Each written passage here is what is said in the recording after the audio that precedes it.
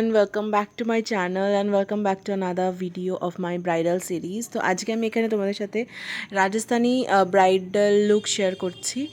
তো without any further delay let's get started. First এই ফেসটাকে আমি ভালো করে ওয়াইপ অফ করে নিয়েছি যা যা ডার্ট পলিউশন ছিল।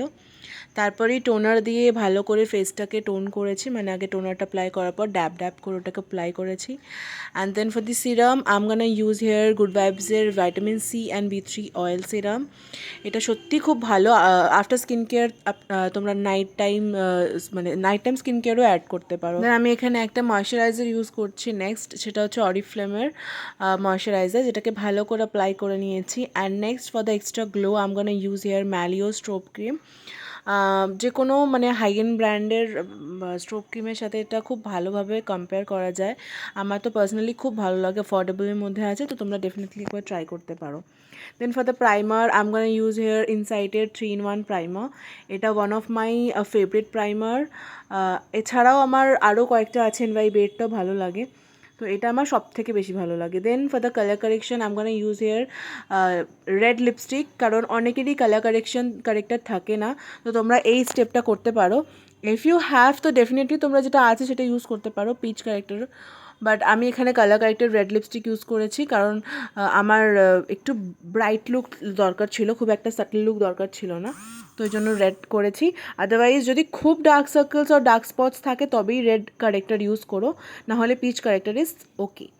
কারেকশানটাকে সুন্দর করে ব্লেন্ড করে নেওয়ার পরে আমি ওখানে আমার স্কিন শেডের থেকে একটুখানি লাইটার শেডে একটা কনসিলার ইউজ করছি।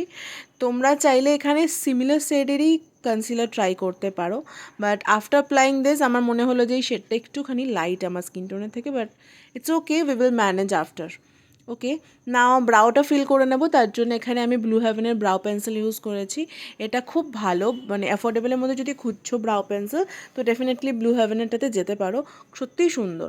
অ্যাপ্লাই করে নেওয়ার পরে সুন্দর করে ব্লেন্ড করে দেবো এক্সেস যে প্রোডাক্ট আমার ব্রাউতে রয়েছে সেটা একটা স্পুলির সাহায্যে, আর সুন্দর করে যে ব্রাউ হেয়ার্সগুলো রয়েছে ওগুলোকে কম করে নিলাম। নেক্সট আমি আইলিটের মধ্যে একটুখানি কনসিলার ইউজ করছি, সেম কনসিলার যেটা আমি একটু আগেই কালার কারেকশনের পরে ইউজ করেছি, সেম ওইটাই। আর ব্রাউটাকে একটু শার্পলি ডিফাইন করে নিচ্ছি, কারণ আমার ব্রাউটা প্লাক করা ছিল না, যে কারণে। প্লাক করা থাকলেও একটু শার্পনেস দেখাতে পারো, কারণ ব্রাইডাল লুক সবসময় আমরা হেভি রাখি বিকজ অফ এটা ব্রাইডাল, তো সেই কারণে আমি এটাকে ওই কারণেই আরও শার্প করেছি। আমার শার্প করার কারণ একটাই, বিকজ ব্রাউ প্লাক করা ছিল না, দ্যাটস ওয়াই। তোমরা চাইলে এটা করতেও পারো, আদারওয়াইজ ইউ ক্যান স্টেপ ইট, কারণ আমরা এরপরে ফাউন্ডেশন আছে, অনেকগুলো প্রসেসও রয়েছে। সুন্দর করে ড্যাম বিউটি ব্লেন্ডার দিয়ে আমরা কনসিলারটাকে ব্লেন্ড করে নিয়েছি, যাতে ক্রিজ না করে, কনসিলারটা একই জায়গায় ওই ফাইন লাইন্সগুলোতে একাঠা না হয়ে যায়, সেই কারণে আমি ওটাকে ভালো করে সেটও করে নিয়েছি। না ফর দি আই মেকআপ, এখানে আমি একটা ম্যাট ব্রাউন শেড ইউজ করছি আমার ক্রিজটাতে অ্যাজ মাই বেস কালার। তো ওটা ভালো করে আমি ব্লেন্ড করব, ফার্স্ট অ্যাপ্লাই করেছি, তারপরে আমি ওটাকে একটা ফ্লাফি ব্লেন্ডিং ব্রাশ দিয়ে ওটাকে সুন্দর করে ব্লেন্ড করে নেব। অলওয়েজ যখন আই শ্যাডো ব্লেন্ড করবে ট্রাই করো ব্রাশের এন্ডটাকে ধরার, একদমই ফ্রন্ট ধরবে না, তাহলে কিন্তু প্রোডাক্ট সুন্দর করে ব্লেন্ড হয় না।